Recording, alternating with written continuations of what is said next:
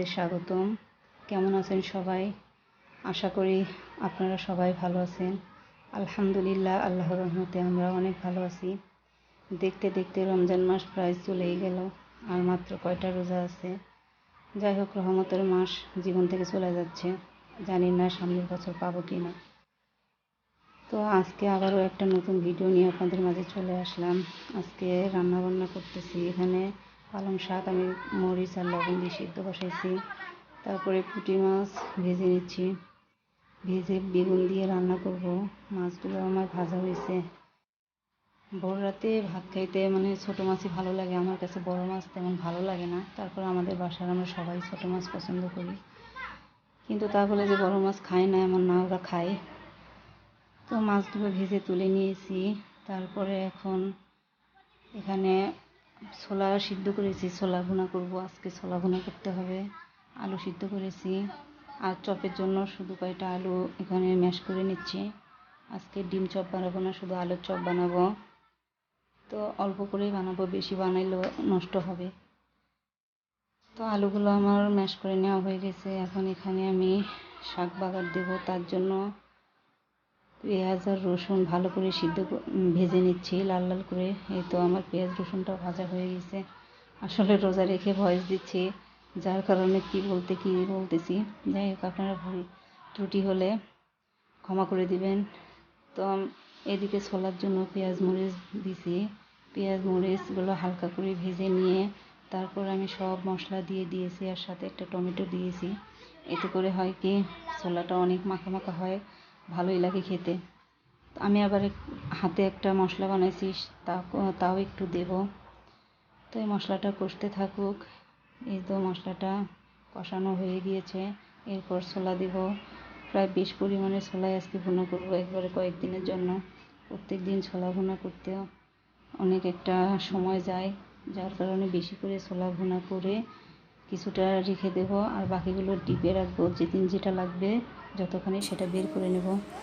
তো এদিকে ছোলাটা ভুনা হতে থাকে, কিছুটা পানি দিলাম যাতে মশলাটা গায়ে গায়ে লেগে যায়। আলু সিদ্ধ দিয়ে দিয়েছি।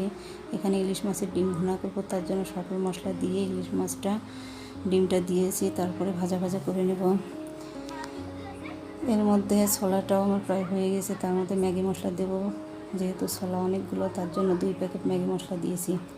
তো ভিডিওর এই পর্যায়ে আপনাদের একটা কথা বলে নিই, আমার ভিডিওর কোনো অংশে যদি আপনাদের কাছে এতটুকু ভালো লেগে থাকে, তাহলে প্লিজ আমার ভিডিওতে একটা লাইক দিবেন, একটা কমেন্ট করবেন। আপনাদের একটা লাইক অ্যান্ড একটা কমেন্ট আমার ভিডিওটিকে অনেক মানুষের কাছে পৌঁছে দিতে পারে। আর আমার চ্যানেলটিকে সাবস্ক্রাইব করবেন, পাশের বেল আইকনটিকে প্রেস করে দিবেন। তাহলে আমি যখনই ভিডিও ছাড়ব আপনাদের কাছে নোটিফিকেশান চলে যাবে, আর আপনারা আমার ভিডিওটি দেখতে পারবেন। যাই হোক, এই তো মাছের ডিমটা ভুনা করা হয়ে গিয়েছে। তারপরে ছোলা আমি বাকিটা তুলে রেখেছি একটু ভাজা ভাজা করার আগেই, কারণ যেদিন জাল দেবো সেদিন আবার ওইটা এরকম ভাজা ভাজা করব। যেটুকু লাগবে আজকে শুধু সেটুকুই নিয়েছি। তারপরে এখানে লাউ রান্না করব। গরম যে পড়ছে, লাউ খেলে অবশ্য পেটটা ঠান্ডা থাকবে, এর কারণে ও কয়েকদিন থেকে বলতেছে লাউ খাবে। তার জন্য এখানে মাছের মাথা দিয়ে আর লেঞ্জা দিয়ে ইলিশ মাছের লাউ রান্না করতেছি। তারপরে এখানে বেগুন আর আলু দিয়ে পুঁটি মাছ চচ্চড়ি করব। তো আমার রান্নাগুলো কেমন হয়েছে বা হচ্ছে প্লিজ আপনারা কমেন্ট করে জানাবেন, আপনারা আমাকে সাপোর্ট করবেন। এই তো এদিকে রান্নাবান্না প্রায় শেষ। এখন ইফতারটা ভেজে নিচ্ছি। বেগুনি ভেজে নিলাম, এরপরে নিচ্ছি চপ। পেঁয়াজও ভেজে নিয়েছি, হয়তো বা স্কিপ হয়ে গিয়েছে। তো বলতেছে যে তরমুজের শরবত বানাবে। ও আমাকে অনেক হেল্প করে। আসলে বিকেলবেলা ও যখন বাইরে থেকে এসে আবার আমার কি করা লাগবে না লাগবে একা হাতে অনেক কিছু করে সামলাতে পারি না, তো আমাকে অনেক কিছু করিয়ে দেয়। এখন ও তরমুজের শরবতটা বানিয়ে নিচ্ছে। তারপরে আমি এখানে শসা, টমেটো, পুদিনা পাতা, লেবু, তারপরে লেবুর চামড়া সব কিছু একসাথে কেটে নিয়েছি। এই তো নিয়ে এখন আমরা ইফতারে চলে আসছি। ইফতার করতে এখানে বুরিন্দা আছে, পেঁয়াজু, বেগুনি, আলুর চপ আছে। তারপরে এখানে আছে আপনার আখের গুড়ের শরবত, ইসবগুল দিয়ে, তারপরে তরমুজের শরবত।